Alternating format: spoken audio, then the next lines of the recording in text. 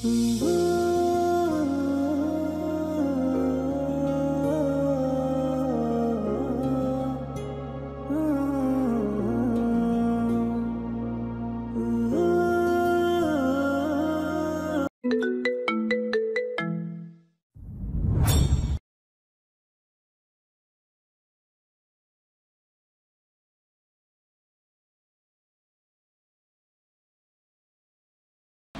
ভুল জিনিসে হাত দিয়েছিস, তোকে আমরা দেখে নেব, তোর সব থেকে প্রিয় জিনিস কলঙ্কিত করে দেব। তাৎক্ষণিক ইউভান ছেলেটির মুখ বরাবর একটি লাথি মারে, অতঃপর উচ্চ স্বরে বলতে থাকে, যা আমার তা আমারই। যদি কেউ সেটা ছিনিয়ে নিতে চায় তাহলে তাদের কাছে শুধু ধ্বংসের ইতিহাস রেখে যাব। মনে রাখিস, দ্বিতীয়বার ওর দিকে তাকানোর জন্য সুযোগও তোরা পাবি না। এদিকে ভিড় আরও জমতে লাগলো। আনায়া এক ধ্যানে ইউভানের ভয়ঙ্কর রূপের দিকে তাকিয়ে রইল। রুদ্রের শার্টের হাতা কোনোই পর্যন্ত গুটিয়ে রাখা, আর হাতের মুঠো এত শক্ত যে আঙ্গুলের ফাঁক গলে এক ফোঁটা রক্ত গড়িয়ে পড়ছে। ঘাড়ের শিরাগুলো ভাসমান, মাস্কের আড়ালে মুখবায় বোঝা যাচ্ছে না স্পষ্টভাবে। এক মুহূর্তের জন্য আনায়ার হৃদস্পন্দন থেমে যায়। এই ভয়ঙ্কর রূপের প্রতি তার ভালো লাগা সৃষ্টি হয়। ছেলেগুলোর পালাতে শুরু করলো। এদিকে মেয়েটির বান্ধবীরা এসে তাকে নিয়ে গেল।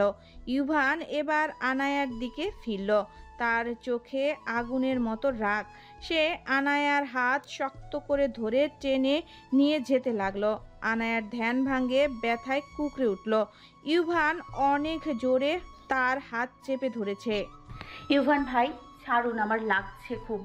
কিন্তু ইভানের কানে কথা গেল না। সে আরও শক্ত করে হাত চেপে ধরে টেনে হিঁচড়ে ভিড়ের মধ্য থেকে টেনে বের করে আনে। চারপাশে কোলাহল পেরিয়ে তাকে নির্জন জায়গায় লম্বা গাছের ছায়া নিয়ে আসে। ইউভানের শক্ত মুঠোয় আরুর হাত এতটাই চেপে ধরা যে রক্ত জমাট বাঁধার মতো অনুভূতি হতে থাকে। ব্যথায় আনায়া মুখ বিকৃতি করে ইউভানের দিকে তাকায়। ইউভান কিছুটা দূরে দাঁড়িয়ে মুখে মাস্ক টেনে খুলে ফেলে। আনায়া আঁতকে উঠল ইউভানের রাগে রক্তিম চেহারা দেখে। সে কিছু বলতেই যাবে, আকস্মিক ইউভান কোনো কথা না বলে আনায়ার গালে সজোরে একটা থাপ্পড় দিল। থপ করে মাটিতে লুটিয়ে পড়ে আনায়া। আশেপাশে কেউ নেই, সব কিছু একেবারে নীরব। আনায়ার ফর্সা গালে ইউভানের আঘাতের দাগ লালচে হয়ে স্পষ্ট হয়ে ওঠে। হতভম্ব আনায়া একদম থ হয়ে যায়। তার শরীর থরথর করে কাঁপতে থাকে। ইউভানের এই রূপ সে আগে কখনো দেখেনি। ইউভান এবার হেঁটে কাছে হাঁটু গেড়ে বসে আনায়ার চুলের গোছা মুঠো করে ধরে এতটাই শক্ত করে টানে যে আনায়া চিৎকার করে ওঠে। ইউভান চাপা গলায় কণ্ঠ অথচ তীব্র কণ্ঠে বলে, কলিজাটা টেনে ছিঁড়ে দিয়ে এখন, হ্যাঁ, তোকে কতবার বলেছি আমার কথার অবাধ্য হবি না, কিন্তু তুই আমার কথা শুনিস না। ওই ছেলেগুলোর সঙ্গে কথা বলতে গেলি, যদি সেখানে তোকে কেউ একটু আঘাত করত তখন তোকে আমি নিজেই জানে মেরে ফেলতাম। আনায়া ব্যথায় কুঁকড়ে যায়। তার চোখ দিয়ে জল গড়িয়ে পড়ে। কাঁপা কাঁপা গলায় বলে, ইউভান ভাই ছেড়ে দিন প্লিজ, লাগছে। কিন্তু ইউভানের মুখে কোনো মায়ার ছাপ নেই। এবার সে আনায়াকে দাঁড় করায়, দু বাহু চেপে ধরে ঝাঁকাতে ঝাঁকাতে বলে, 2 দিন তোর সাথে নরমভাবে কথা বললাম, তুই মনে করলি আমি ভালো। মনে রাখিস, আমি মোটেও ভালো না। আনায়ার শরীর থরথর করে কাঁপতে থাকে। রাগে সে এবার 2 হাত দিয়ে ইউভানকে ধাক্কা মেরে বলে, সাহস হয় কি করে আমাকে মারার? হ্যাঁ, আমাকে কি নরম ভেবেছেন যে কিছু বলবো না? শুনুন মিস্টার, আমার জীবনে কেউ হস্তক্ষেপ করুক সেটা আমার মোটেও পছন্দ না। আর আপনি? আর কিছু বলতে পারে না আনায়া। তার আগেই ইউভান তার গাল চেপে ধরে বলে, শুধু তোর জীবনে কেন, তোর স্পন্দনেও আমার অধিকার থাকবে শুধু, বুঝলি? আমার ধৈর্য সীমাহীন, কিন্তু তুই যদি সেই সীমা পেরোতে চাস তাহলে আমি বিধ্বংসী রূপের মোকাবেলা করতে হবে তোকে। আমি কি করতে পারি তার কোনো ধারণাও নেই তোর। আপনি চানটা কি? হ্যাঁ, ওরা আমাকে আঘাত করতে চাইলো বলে আপনি তাদের মারলেন, আর এখন আপনি আমাকে আঘাত করছেন। তাহলে তখন ওদের আটকালেন কেন ইউভান ভাই? সেই আমাকে তো ব্যথাই পেতে হচ্ছে, তাই না?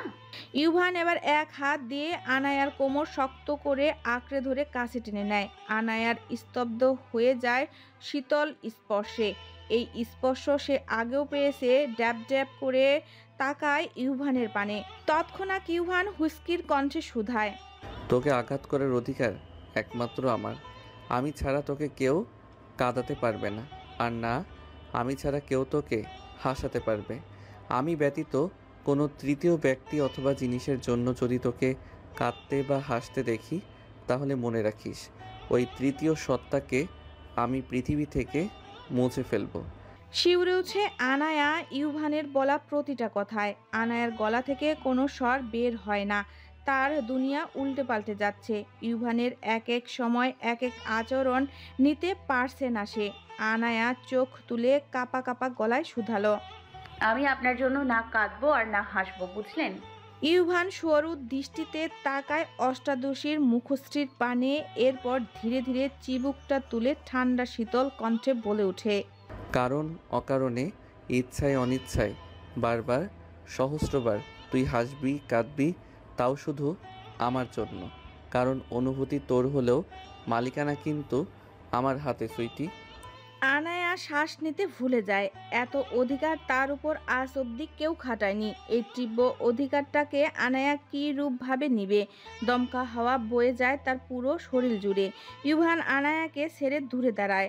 আনায়া সাড়া পেয়ে মুহূর্তে ওখানে এক সেকেন্ডও দাঁড়ায় না, দ্রুত ওয়াশরুমে চলে আসে রিসর্টের। ইউভান ঘাড় তাক করে আনায়ার যাওয়ার দিকে বিদ্রূপের হাসি দেয়। অপরদিকে আনায়া তাড়াতাড়ি চোখে মুখে পানি ছিটাতে লাগলো। তার বুকটা মোচড় দিয়ে উঠেছে, যেন ভিতরটা ছিঁড়ে যাচ্ছে। জোরে জোরে নিঃশ্বাস নেয় সে। আনায়ার খুব রাগ করা উচিত, কিন্তু তার সেরকম রাগ পাচ্ছে না। ইউভানের এই তীব্র অধিকারবোধ তার উপর ভীষণভাবে প্রভাব ফেলেছে। আনায়া তার ভাঙ্গা কণ্ঠে আওড়ায়, আপনি এমন কেন ইউভান ভাই? আপনার এই নিষ্ঠুর রূপটা মেনে নিতে পারছি না। আপনার এই নিষ্ঠুরতা আমার হৃদয়ের প্রতিটি কোণ ধ্বংস করে দিচ্ছে। ভালোবাসা যদি এমন হয়, তবে আমি এই ভালোবাসার আগুনে পুড়ে ছাই হতে চাই না।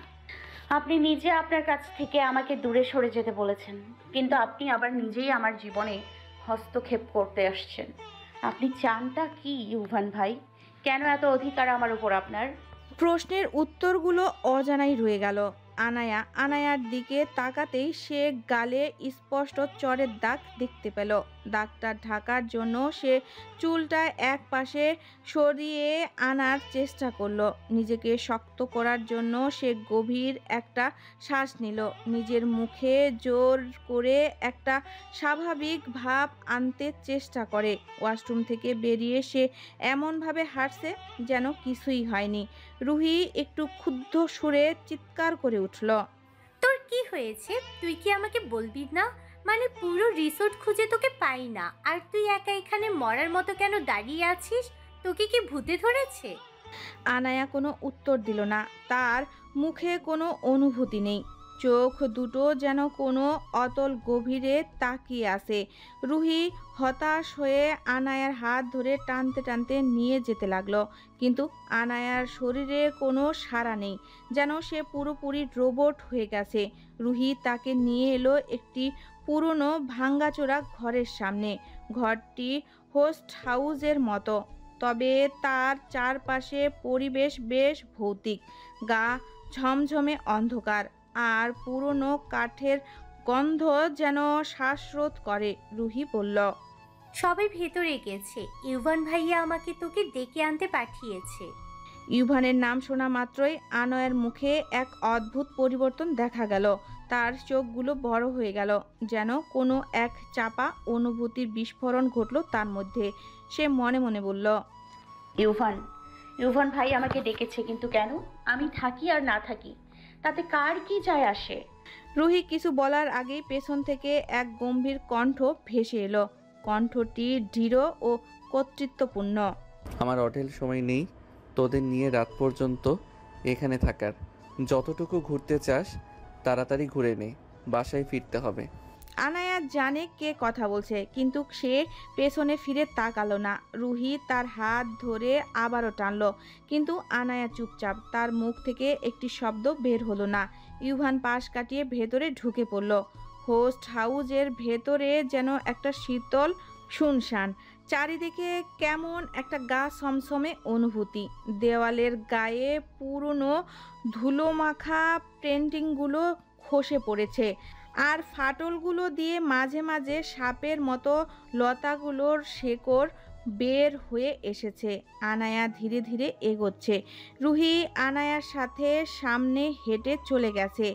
আনায়ার আস্তে হাঁটার কারণে একা পড়ে গিয়েছে। হঠাৎ এক জায়গায় এসে তার পা পড়ে একটা কঙ্কালের উপর। চমকে উঠে পেছনে হটতেই কঙ্কালটা হঠাৎ হাত বাড়িয়ে দেয়। তার হাতটা টেনে মোমের মতো জড়ানো একটা ধুলোর আবরণে। আনায়া বুঝতে পারল না এটা তার কল্পনা নাকি বাস্তব। আতঙ্কে তার মুখ থেকে একটা ছোট চিৎকার বেরিয়ে আসে। ঠিক তখনই পেছন থেকে একটা শক্ত হাত তাকে ধরে সামনে টেনে নেয়। হাতটা ঠান্ডা বরফের মতো। আনায়া সেখানেই জমে যায়। মাথাটা ধীরে ধীরে ঘুরিয়ে সেই হাতের দিকে তাকায়। হঠাৎ তার চোখ বড় বড় হয়ে যায়। তার সামনে দাঁড়িয়ে আছে ইউভান, যার চোখে হিংস্র দৃষ্টি।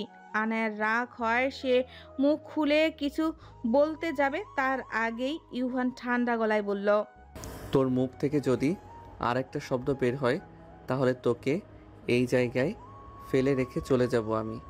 আনায়ার চোখ বড় বড় হয়ে গেল। কথাটা গিলে ফেলে মনে মনে বলতে থাকলো, কত বড় বদমাস ফক্সটার, আমাকে মেরে আবার আমাকে হুমকি দেয়। হাহ, এত কিসের অধিকার আপনার আমার উপর? এ দৃশ্য দূর থেকে দেখছিল তানহা। তার পুরো শরীর শক্ত হয়ে আসে, তার হাত মুষ্টিবদ্ধ হয়ে যায়। সে কণ্ঠ নিচু করে বিড়বিড় করে বলল, আচ্ছা তাই বলো, কোনো মেয়ে যদি তোমাকে ছোঁয় তাহলে তোমার গা খসে পড়ে যায়, অথচ আনায়া ছুলেই কিছু হয় না। কি এমন রহস্য লুকিয়ে রেখেছো ইউভান? তার চোখের রাগ জলজল করছে। আনায়া এক কোণে মুখ গোমরা করে দাঁড়িয়ে আছে। একটি রক্তের লেকের কাছে আসলে এটি রক্ত না, তরল জাতীয় কিছু একটা। তাকে এখানে দাঁড় করিয়ে ইউভান বলেছিল, তুই এখান থেকে এক পাও নড়বি না। বাকিরা হোস্ট হাউজে ঘুরে ঘুরে সব কিছু দেখেছে, কিন্তু আনায়ার ভেতরে রাগ চেপে আসে। ইউভান দূরে ফোনে কারো সঙ্গে কথা বলায় ব্যস্ত আসে। সে চিৎকার করে রাগ প্রকাশ করতে চাইছে, কিন্তু জানতো ইউভান থাকলে সেটা সম্ভব নয়। ঠিক তখনই তানহার ঠান্ডা কণ্ঠ শোনা গেল, তুই কি দেখিয়ে ইউভানকে বশ করলি? নিজের সাদা ধপধপে রূপ দেখাচ্ছিস? আনায়া চমকে ঘুরে তাকালো। তার পুরো শরীর ঘিন ঘিন করে উঠল। সে রাগে তানহার দিকে তাকিয়ে বলল, তোমার মন মানসিকতা ঠিক করো তানহা আপু। আমাকে নিয়ে এসব নোংরা কথা বলার সাহস দেখিও না। তুই আগে ভদ্রতা শেখ। বড়দের সঙ্গে কেমন কথা বলতে হয় জানিস না? আনায়া ঠান্ডা অথচ দৃঢ় গলায় জবাব দিল, আপনাকেই ভদ্রতা শেখা দরকার। ছোটদের সঙ্গে কিভাবে কথা বলতে হয় সেটা জানেন না? তানহার রাগ এবার চরমে পৌঁছালো। সে আনায়ার সামনে এসে দাঁড়ালো, যেন আর এক মুহূর্ত সহ্য করতে পারবে না। আনায়া ঘুরে অন্যদিকে যেতে চাইল, কিন্তু তানহা পেছন থেকে তার পায়ে পা লাগিয়ে দেয়। ফলে আনহা পিছলে পড়ে যায় সেই লালচে তরল লেকের ভেতরে। লেকের পর্দাটা এতটাই পিচ্ছিল ছিল যে সে উঠে দাঁড়ানোর চেষ্টা করলেও বারবার পড়ে যাচ্ছিল। তানহা এবার নিজেও ভারসাম্য হারিয়ে পড়ে যায় লেকের ভেতর, কিন্তু সে তার অবস্থান নিয়ে চিন্তিত না হয়ে বারবার আনহাকে ফেলে দিতে থাকে। আনহা যতবার উঠে দাঁড়ানোর চেষ্টা করে ততবার তানহা তাকে ফেলে দেয়। আনহা বিষয়টা বুঝতে পারে, কিন্তু তাও চুপ করে যায়। ঠিক তখনই ইউভান সেখানে এসে উপস্থিত হয়। আনহা বারবার উঠে দাঁড়ানোর চেষ্টা করে, কিন্তু তানহা বারবার তার হাত ধরে টেনে ফেলে দেয়। আনায়া মাথা গিয়ে মাটিতে লাগে। যন্ত্রণায় সে চিৎকার করে ওঠে। ইউভান এতক্ষণ চুপচাপ দেখছিল, কিন্তু এবার তার ধৈর্যের বাঁধ ভেঙে যায়। তার গলায় বজ্র কণ্ঠে ধমক শোনা গেল, স্টপ ইট। ইউভানের কণ্ঠ এতটাই ভয়ঙ্কর ছিল যে আশেপাশে সবাই থেমে তাকায়। তানহা মুহূর্তের জন্য থমকে গেল। আনায়া মাথায় হাত দিয়ে বসে পড়ল। তখনই সেখানে রুহি উপস্থিত হলো। ইউভান তানহার দিকে একবারও না তাকিয়ে সোজা লেকের ভেতরে পা দিল। ইউভানের কণ্ঠ এতটাই ভয়ঙ্কর ছিল যে আশেপাশে সবাই থেমে তাকালো। তানহা মুহূর্তের জন্য থমকে গেল। আনায়ার মাথায় হাত দিয়ে বসে পড়ল। তখনই সেখানে রুহিও উপস্থিত হলো। ইউভান তানহার দিকে একবারও না তাকিয়ে সোজা লেকের ভেতরে পা দিল। তানহা ইউভানকে দেখে নিজের হাতটা বাড়িয়ে দিল, কিন্তু ইউভান তানহাকে উপেক্ষা করে আনায়াকে কোলে তুলে সবাইকে অবাক করে লেক থেকে বেরিয়ে এলো। রুহি অবাক চোখে সব কিছু দেখছে। আশেপাশে থাকা সবাই বিস্ময়ে তাকিয়ে রইল। আনায়া তো সম্পূর্ণ ভ্যাবাচাকা খেয়ে তাকায়। ইউভান ধীরে ধীরে হোস্ট হাউসের দরজার দিকে এগিয়ে এলো। আনায়া তার কোলেই আসে, পুরো শরীরে লাল তরল মাখা। আনায়া এবার কাপা গলায় বলল, আপনি কি করছেন? সবাই দেখছে। ইউভান শান্ত অথচ দৃঢ় গলায় উত্তর দিল, সবার দেখার মতো কোনো কাজ এখনো করি নাই। এখনো আমি নির্লজ্জ না, যা করার রুমের ভেতরেই করব। আনায়ার কান গরম হয়ে উঠল লজ্জায়। ইচ্ছে করছে ইউভানের চুল এক একটা করে ছিঁড়তে। একটা মানুষ কত বড় নির্লজ্জ হলে এসব কথা বলে। আনায়া চুপ থাকে কারণ সে ইউভানের উপর রাগ করেছে। তাকে থাপ্পড় মেরে এসব আদিক্ষেতা দেখিয়ে মন গোলাতে পারবে না আনায়ার। ইউভান আনায়াকে গাড়িতে বসিয়ে দিল। তারপর একটি বোতল থেকে পানি বের করে আনায়ার দিকে এগিয়ে দিয়ে জিজ্ঞেস করলো, কোথাও লাগেনি তো? আনায়া মুখ গমরা করে অন্যদিকে তাকিয়ে বিড়বিড়িয়ে বলল, নিজে ব্যথা দিল আর এখন খোঁজ নিচ্ছে। ইউভান আনায়ার গমরা মুখের দিকে তাকিয়ে দীর্ঘশ্বাস ফেলে বলে, I am sorry Sunshine. Anaya এবার ইউভানের দিকে তাকায়, আবার নিজের দিকে। তার চোখগুলো বড় বড় হয়ে গেল। অবাক দৃষ্টিতে ইউভানের চোখে চোখ রাখল। বসন্ত হুট করে তার হৃদয়ের ভেতরে এসে ধাক্কা দিল। ইউভান তাকে সানশাইন বলে ডেকেছে, আর সেই কথাটা যেন সমস্ত অভিমানকে ধুলোয় মিশিয়ে দিল। লজ্জায় আনায়ার মুখ নিচু করে নিল। তার গাল লাল হয়ে উঠল। ইউভান আনায়ার রক্তিম মুখশ্রীর দিকে তাকে শুধালো, তুই কি লজ্জা পাচ্ছিস সানশাইন? আনায়া চমকে তাকায় ইউভানের দিকে। আমতা আমতা করে বলে ওঠে, আমি কেন লজ্জা পাবো আজব? ইউভান ঠোঁট কামড়ে হাসে। তারপর কিছুটা ঝুঁকে এসে শীতল কণ্ঠে বলে উঠল, তাহলে তোর গালে এত পিঙ্ক দেখা যাচ্ছে কেন? আনায়া ভ্রু কুঁচকায়, কোনো কিছু না ভেবেই বলে ওঠে, আপনি পাগল নাকি? লজ্জা পেলে লাল রেড হয়ে যায়, পিঙ্ক নয়। ইউভান কিছুটা চিন্তিত স্বরে বলল, এটা খুবই চিন্তার বিষয়। আমি চোখে উল্টাপাল্টা দেখছি, তার মানে তোর গাল পিঙ্ক দেখাচ্ছে না, তাহলে কি রেড দেখাচ্ছে? আনায়া এবার কিছুটা বিরক্ত নিয়ে কপাল কুঁচকায় উত্তর দিল। হ্যাঁ, এবার ঠিক দেখেছেন। ইভান অন্যদিকে ফিরে বাঁকা হাসলো। এরপর আনায়া আরেকটু কাছে এসে শুধালো, তার মানে কি তুই লজ্জা পাচ্ছিস? আনায়া কিছু না চিন্তা করে উত্তর দেয়, হ্যাঁ। পর মুহূর্তে চোখ বড় হয়ে যায় আনায়ার। কি থেকে কি বলে ফেলেছে সে তড়িৎ বেগে পুনরায় বলে, ইয়া মানে না, আমি কেন লজ্জা পাবো? কেন? তুই যে বললি লজ্জা পেলে গাল রেড হয়ে যায়, নিজেই তো স্বীকার করলি তোর গাল এখন রেড হয়ে আছে তো। আনায়া ভেবাচেকা খেয়ে যায়। ইভান যে তাকে মারাত্মকভাবে কথার জালে ফাঁসিয়েছে এটা ভালো মতোই বুঝতে পারছে সে। আনায়া জানালার দিকে মুখ ঘুরিয়ে নেয়। ইভান নিঃশব্দে হেসে গাড়ি স্টার্ট দেয়। আনায়া অবাক হয়ে জিজ্ঞেস করে, বাকিরা আসবে না ইউভান ভাই? ইভান ড্রাইভিং করতে করতে ঠান্ডা কণ্ঠে উত্তর দেয়, বাকিদের দায়িত্ব নেইনি আমি, ওরা কোনো না কোনোভাবে চলে আসবে। আনায়া আর কথা বাড়ায় না। মাঝে মধ্যে আর চোখে ইউভানকে দেখতে থাকে লুকিয়ে লুকিয়ে। এই দেখার মাঝে মনের অদ্ভুত শান্তি আসে তার। কিছুক্ষণ বাদে গাড়ি এসে থামলো কয়েকটা খাবারের হোস্টেলের সামনে। আনায়া বুঝতে না পেরে ইউভানের দিকে তাকায়। ইউভান ভ্রু উঁচিয়ে জিজ্ঞাসা করল, কি খাবি তুই? আনায়া ক্রমশ অবাক হয়ে তাকায়। তার বিশ্বাসই হচ্ছে না ইভান তাকে খাবারের জন্য এখানে নিয়ে এসেছে। আনায়াকে আর পায় কে, খুশিতে গদগদ হয়ে ওঠে। আনায়া মেকি হেসে বলে, ফুচকা, চটপটি, বাদাম, আইসক্রিম, চকলেট, হাওয়াই মিঠাই, এগুলো আর কিছু না। ইভান হতভম্ব হয়ে তাকিয়ে রইল কিছুক্ষণ, তারপর মাথা ঝাঁকিয়ে শুধালো। এতগুলো আনহেলদি খাবার একসাথে, এর থেকে আমার হাতে থাপ্পড় খা, এটা আরও বেশি হেলদি তোর জন্য। আনায়া রাগী চোখে তাকায় ইভানের পানে। এই লোকটা যখন সুযোগ পায় তখনই অপমান করতে থাকে। খালি খালি তো বদমাস বুইরা বলে ডাকে না আনায়া। ইভান দীর্ঘ নিঃশ্বাস ফেলে গাড়ি থেকে নামে। আনায়া সেদিকে একবার তাকায়, নিশ্চয়ই তার জন্য সব খাবার আনতে গিয়েছে। আনায়া সব কিছু খাওয়ার জন্য নিজেকে প্রস্তুত করে। ঠিক 5 মিনিট বাদে ইভান গাড়িতে এসে বসে। আনায়া হাতের দিকে দেখে, শুধুমাত্র মিল্কশেকের ক্যান হাতে। ইভান আনায়ার দিকে মিল্কশেকটি এগিয়ে দিয়ে বলে, এই নে তোর বাদাম, চকলেট, আইসক্রিম, হাওয়াই মিঠাই। আনায়া মিল্কশেকটি হাতে নিল। তার মাথায় কিছু ঢুকলো না। সে অবাক হয়ে বলে,